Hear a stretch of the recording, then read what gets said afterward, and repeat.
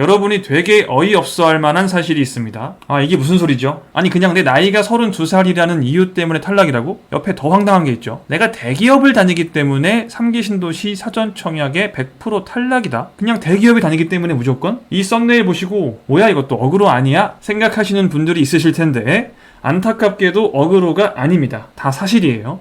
오늘 영상에서 자세히 말씀드리겠습니다. 이뿐만 아니라 오늘 말씀드릴 6개 조건 중 하나에만 해당하셔도 사실상 당첨 가능성은 0%다. 100% 떨어진다. 이 6개 중 하나라도 걸리면이에요. 아마 이 영상을 보고 계시는 우리 구독자 여러분들 중에 과반수는 해당이 될 거라 봅니다. 이를 알려드리는 이유는 절대 당첨되지 않을 분들이 이 100% 떨어질 수밖에 없는 사전 청약만 기다리고 있다가 인생 꼬이는 걸 막으려고 하는 거예요. 최소한 당첨이 될 수 있는 분들만 사전 청약을 기다리셔야 합니다. 내가 당첨이 될 수 있는지 없는지를 알아야죠. 당첨이 될 수 없는 사람이 이것만 기다리다가 당첨 안 되고 시간만 끌면 안 그래도 여태 내 집 마련 못해서 분통 터지는데 인생이 더 꼬여서 더 깊은 나락으로 빠질 수 있다. 근데 당첨 가능성이 50%, 30%라도 되면 고민을 해봐야겠지만 0%, 0.1%라면 빨리 다른 대책을 강구해야 돼요. 가능성이 1%도 안 되는데 이것만 바라보고 있는 것만큼 어리석은 건 없어요. 오늘 이 6개 조건을 말씀드릴 텐데 내가 이 중에 하나라도 해당하는 사항이 없기를 바라시면서 들어보시기 바랍니다.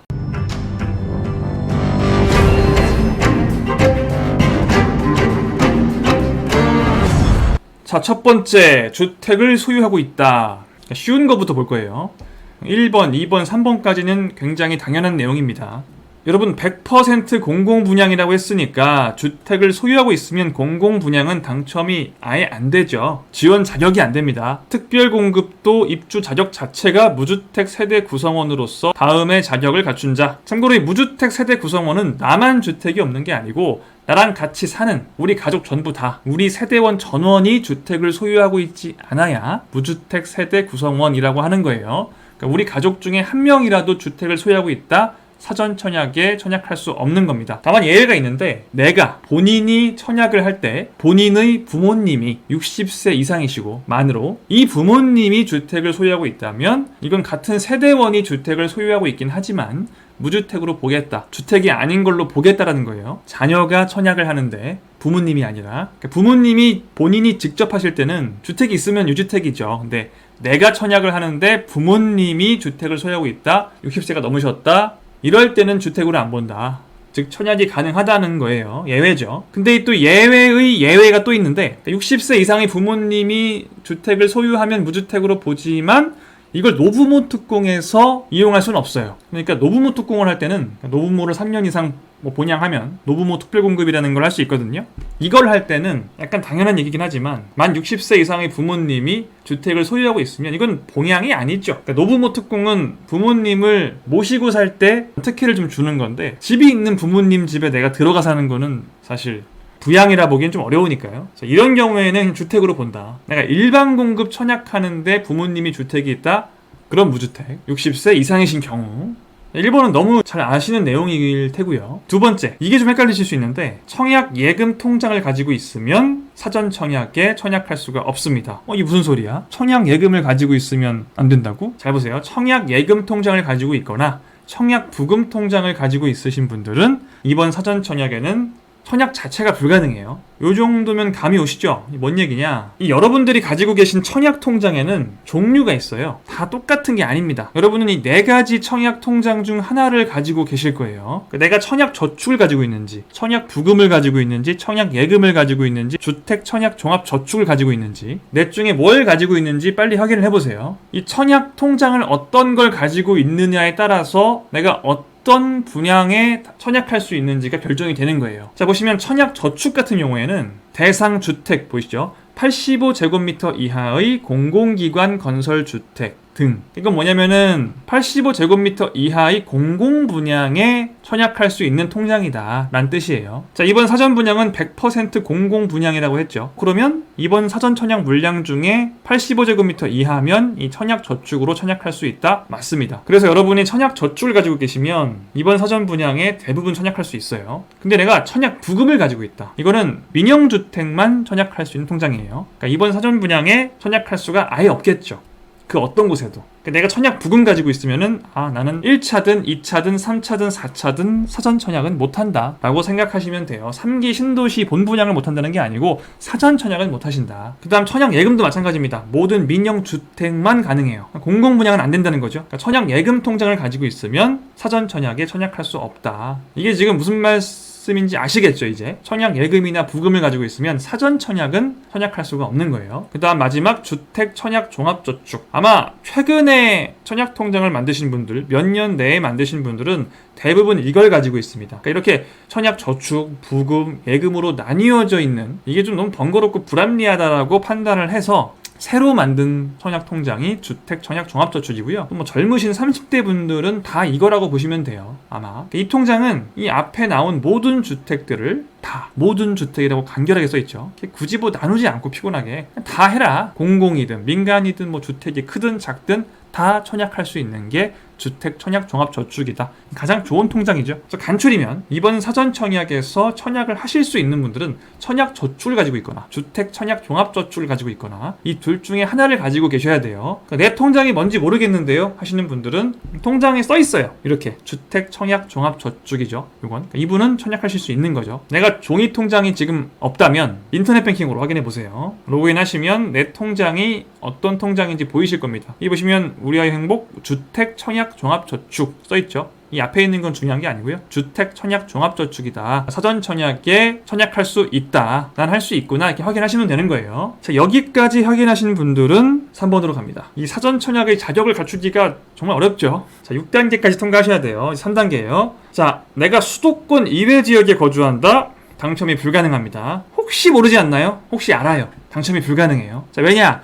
이번 사전 청약 지금은 1차를 하지만 2차, 3차, 4차도 마찬가지예요. 보시면 다 수도권이죠. 다 수도권이에요. 3기 신도시는. 3기 신도시 자체가 다 수도권이기 때문에 사전 청약은 다 수도권에서 실시를 해요. 1차부터 4차까지 다. 여러분 굳이 사전 청약이 아니라고 하더라도 이 수도권에서 분양하는 물량의 비수도권, 지방이라고도 하죠. 이 수도권의 범위는 서울, 경기도, 인천을 얘기하는 겁니다. 이 서울, 경기도, 인천 안에 있으면 수도권이고 그 밖에 있으면 비수도권인 거예요. 이게 뭐 도시냐, 뭐 농촌이냐 이런 건 관계가 없어요. 우리 집 주소가 서울, 경기, 인천으로 시작하면 그분은 수도권 거주하시는 거예요. 이 수도권에 거주를 하셔야만 당첨 가능성이 있는 겁니다. 뭐 다 당첨된다는 게 아니고 당첨 가능성이 있긴 있다고요.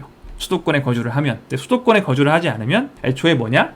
2순위는 당첨이 안 돼요. 그러니까 1순위에서 미달이 되면 2순위가 당첨될 수는 있지만 1순위가 미달될 가능성은 없습니다. 죄송하지만 1순위에서 미달될 수도 있으니까 2순위이신 분들도 해보세요 이렇게 얘기하시는 분들은 청약에 대한 이해가 없거나 아니면 그냥 조회수 올리려고 일부러 그러는 거예요. 말도 안 되는 소리를 하는 거죠. 그러니까 2순위이신 분들은 빨리 접고 다른 길을 보셔야 돼요. 괜히 안 되는 거에 매달리면 시간 낭비, 기회 낭비가 막심합니다. 이룰 수 없는 희망 고문만큼 쓸데없는 짓이 없어요. 그러니까 과감하게 포기하시고 다른 생각을 해보세요. 그러니까 내가 서울, 경기도, 인천에 거주하지 않으면 사전 청약도 안 될 뿐더러 3기 신도시 나중에 본 분양도 그 어디에도 분양받을 수 없다. 뭔가 해보시려면 수도권으로 이사를 가셔야 돼요. 참 잔인하지만 그냥 깔끔하게 말씀드립니다. 자, 3단계까지 통과하신 분은 4단계 갑니다. 자, 이건 일반 공급만 노리시는 분들께 해당하는 얘기인데요. 특공을 하시는 분들은 4단계는 내가 만족하지 못해도 괜찮습니다. 근데 난 특공은 안 되고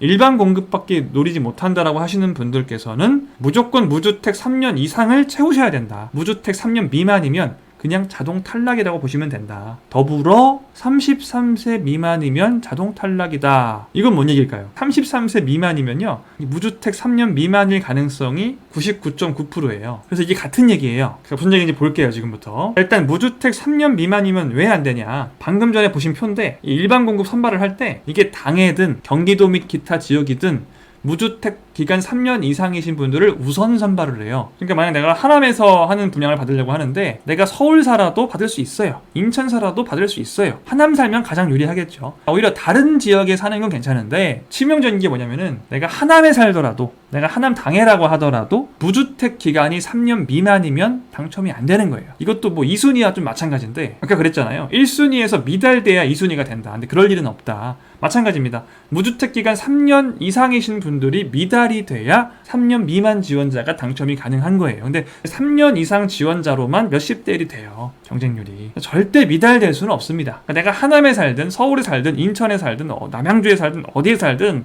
3년 이상 무주택 조건을 못 채웠다. 난 당첨될 수가 없구나. 일반 공급은. 이런 얘기예요. 이해하셨죠? 이 얘기는 뭐냐? 33세 미만 자동 탈락이다. 이건 뭐냐면 여러분이 가끔 이런 생각하시는 분들이 있어요. 내가 32살이니까 내 무주택 기간은 몇 년이지? 만으로는 30살이니까 또 만 30살이라는 거는 내가 태어난 지 30년 된 거니까 내 무주택 기간은 최소 30년은 되겠네. 그럼 무주택 3년 이상 이거 되게 쉽네. 나는 태어나서 지금까지 30년 사는 동안 한 번도 주택 가져본 적이 없으니까 내 무주택 기간 30년인가? 아닙니다. 당신이 만 30세라면 무주택 기간이 몇 달밖에 안 돼요. 왜냐면 이 무주택 기간을 산정하는 시점이 태어났을 때부터 재는 게 아니에요.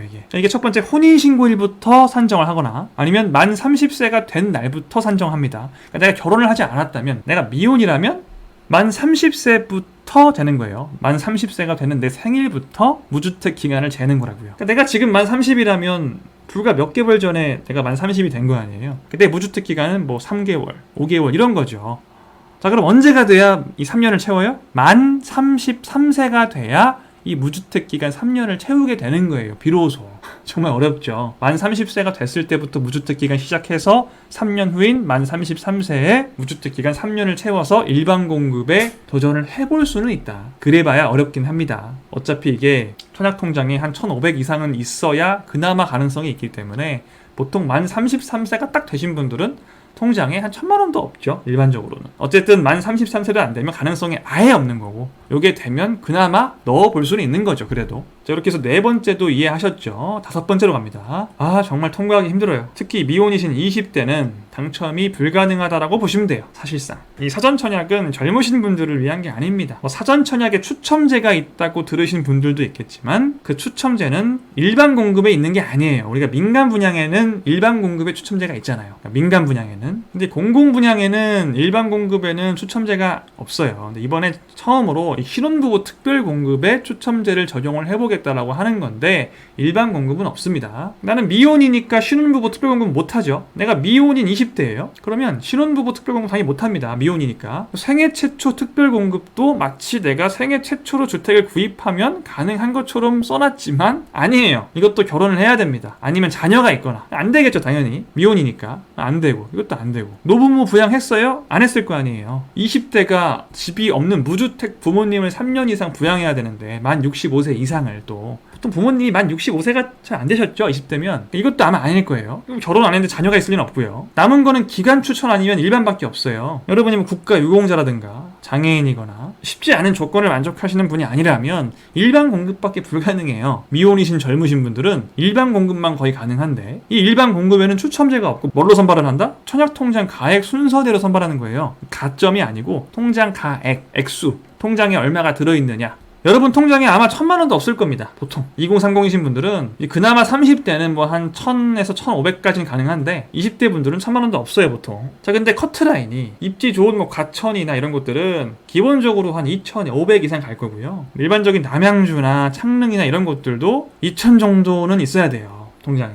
진짜 인기 없는 곳들도 내가 당해 조건을 만족하고 한 1,000만 원 이상은 있어야 그나마 아주 조금이라도 가능성이 있다. 근데 여러분은 이것도 보통 없죠. 실질적으로 미혼 젊은 층이 당첨될 가능성은 없는 겁니다. 특별 공급은 애초에 자격이 안 되고 일반 공급은 또 가액순으로 하니까 나이가 또 좀 많아야 유리해요. 굳이 사전 분양이 아니라고 하더라도 사실 미혼인 젊은 층이 청약 당첨을 노리시는 거는 그렇게 현명한 방법은 아닙니다. 내가 결혼을 할 거면 생각을 해보는 거고요. 젊으신 분들은 결혼을 했느냐 하지 않았느냐에 따라서 청약 당첨 가능성이 뭐 거의 수백 배 차이가 나요. 미혼이신 젊은 층 분들은 굳이 사전 분양이 아니라고 하더라도 민간 분양도 어렵습니다. 상당히. 이것도 뭐 추첨제밖에 안 되니까 추첨제로 당첨되긴 어렵죠. 해보셔서 알죠. 많이 어려워요. 민간 분양은 가능성이라도 있지만 지금 이 사전 분양은 공공 분양이기 때문에 아예 가능성도 없다가 핵심입니다. 자, 나는 미혼 2030도 아니에요. 그러면 마지막 6단계에서 통감을 하시면 가능합니다. 나는 결혼도 했어요. 미혼 아니고 당당히 결혼을 했기 때문에 청약에서 굉장히 유리한 고지를 점하고 있는 사람들이에요. 자, 근데 마지막 관문이 있습니다. 아무리 신혼부부, 그러니까 결혼을 했다고 할지라도 이렇게 대기업 맞벌이를 한다? 이런 포기하시는 게 좋아요. 그러니까 한 명만 대기업을 다닌다? 괜찮습니다. 나름대로. 근데 2명 다 대기업이나 대기업에 준하는 소득을 올리시는 분들이라면 사실상 가능한 방법이 없다. 자, 왜냐면 대충 이 대기업이란 단어를 보니까 소득과 뭔가 관련이 있구나. 근데 160%까지 되는 거 아니었나? 배정된 거 아닌가? 그러니까 아니에요, 이거. 자, 여러분, 도시근로자 평균 소득이라는 게 있어요. 그 도시근로자의 평균적인 소득을 계산을 해놓은 건데 이게 지금은 3인 가구 기준, 3인 가구는 평균적으로 헷갈리실 텐데 603만 원입니다. 그러니까 월 평균 한 600만 원 정도를 벌더라 하는 거예요. 한 달에. 생각보다 많이 벌죠. 4인 가구는 한 700만 원 정도를 벌더라 한 달에. 이게 이제 평균이고, 이 신혼부부 특별공급 같은 경우에는 이 도시근로자 평균 소득의 130%까지, 맞벌이인 경우는 140%까지, 그러니까 140%까지 현약할 수 있게 해줘요. 140%니까 600에다가 1.4를 곱해보면 되는 거예요. 600이 100%니까 840만 원이죠. 내가 자녀가 한 명이라면 840만 원을 벌면 부부 합산해서 신혼부부 특별공급 청약 자격이 있는 건데 이거는 세전이에요. 세전. 근데 대기업 맞벌이 부분은 세전으로 840만 원 이상을 당연히 벌죠. 이 맞추기가 쉽지가 않습니다. 심지어 이 140% 안에 들어와도 여기 보시면 전체 물량의 70%는 소득 120% 이하인 자에게 공급하고 나머지 자녀 물량 30%죠. 요 30%만 140% 이하인 분들에게 기회를 주는 거예요. 그러니까 사실은 이 140% 안에 들어와도 당첨되기가 매우 어려워요. 이 140%를 맞추시는 분들은 자녀가 2명은 있어야 실질적으로 가능성이 있다라고 보시면 되고요. 내가 자녀가 1명인데 보통 다 1명이시잖아요. 자녀가 하나인데 이 하나로 뭔가를 해보겠다라고 하시는 분들은 웬만하면 이 우선 공급, 전체 물량의 70%를 주는 이 우선 공급에 들어오셔야 돼요. 이거는 소득 120% 이하예요. 소득 120%면 이게 720만 원이에요. 월 720만 원을 벌어야 돼요. 대기업 다니는 부부가 맞벌이로 720만 원 이하를 번다? 가능하지가 않죠. 840만 원 이하로 맞추기도 어려울 뿐더러 이걸 맞춰도 좀 어렵고요. 좀 가능성이 높은 방법은 이 720만 원 이하로 들어오는 건데 소득이 이건 정말 어렵죠. 불가능하죠. 그러니까 우리 소득이 840만 원을 넘었다. 3인 가구인데 그럼 그냥 포기하시면 되고요. 그나마 이 720만 원과 840만 원 사이에 걸쳐 있다? 그러면 일말의 희망 정도는 있다. 만약 자녀가 하나면요. 좀 인기 없는 곳을 들어가세요. 매우 어렵습니다. 제일 좋은 거는 720만 원 이하로 내려가는 거겠죠, 소득이. 이러면 매우 유리해져요. 매우. 그러니까 뭔가 이 청약제도 상에서는 대기업 다니는 건 죄입니다. 죄예요. 소득이 많다? 죄를 지은 거예요. 여러분이 무슨 죄를 지었는지 모르겠지만 국가에서 죄인으로 규정을 해놨어요. 그래서 어쩔 수가 없습니다. 그냥 난 안 되는가 보다. 그냥 집을 사야겠다라고 생각하시는 게 빠릅니다. 아니 신혼부부 특공 말고 다른 것도 있지 않아요? 생애 최초도 있죠. 생애 최초는 더 빡세요. 소득 조건이. 이건 맞벌이여도 130% 미만입니다. 우선 공급 물량은 맞벌이여도 소득 100% 이하예요. 더 어렵죠, 신혼부부보다. 그러니까 아예 이건 생각 안 하시는 게 좋고요. 내가 신혼부부도 안 되는데 생애 최초를 하겠다? 쉽지 않죠. 자, 주택을 소유하고 있지 않으면서 청약 예금 통장이나 청약 부금 통장이 아닌 저축이나 종합저축을 가지고 있고 수도권 이해 지역이 아닌 수도권에 거주를 하시고 무주택 3년 이상의 조건을 채우면서 미혼 2030이 아니고 대기업 맞벌이를 하지도 않는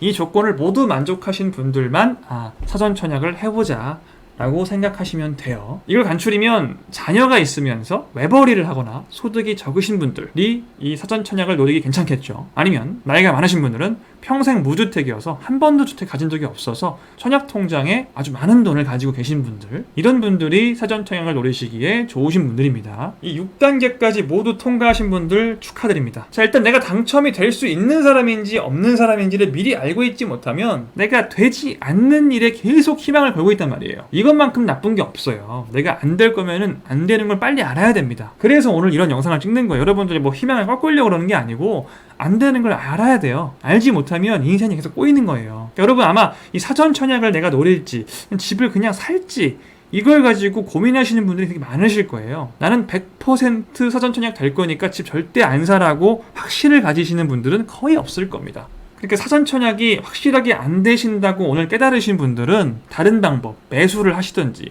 뭐 경매를 공부를 하셔서 빨리 하시든지, 빨리 공부할 수는 없어요. 이거는 뭐 소액으로라도 재건축, 재개발, 뭐 입주권을 매수를 하시든지, 뭐 정 안 되면 오피스텔을 구매를 하시든지, 여러 가지 방법을 여러분 생각을 해보셔야 돼요. 사전 분양이 절대 안 될 건데 계속 여기에만 매달려서 내년까지 시간을 낭비한다? 인생 꼬이는 거죠.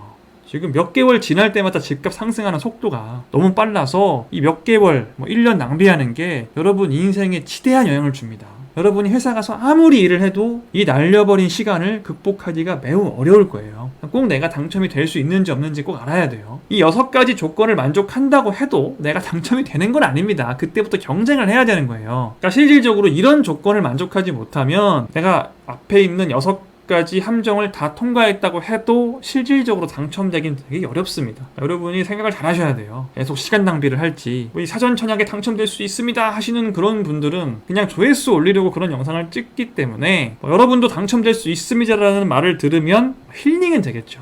힐링은 되겠지만 제가 항상 이 폭락론자분들께도 말씀을 드리지만 힐링은 중요한 게 아닙니다. 내 기분은 좋을 수 있겠죠. 내가 기분 좋은 게 중요한 게 아니에요. 내가 잠시 기분 좋으려고 현실을 직시를 못하면 나중에 훨씬 더 큰 불행이 여러분을 기다리고 있어요. 현실을 직시해야 돼요. 내가 당첨이 될 수 있는지 없는지를 빨리 알아야 됩니다. 빨리 모르면 인생 꼬여요. 자, 오늘은 제가 이 사전청약에 100% 탈락하는 6개 경우의 수에 대해서 말씀을 드렸는데, 사전청약에 대해서 일반적으로 궁금하신 사항들, 내가 6가지 조건을 통과했다 하시는 분들만 보세요.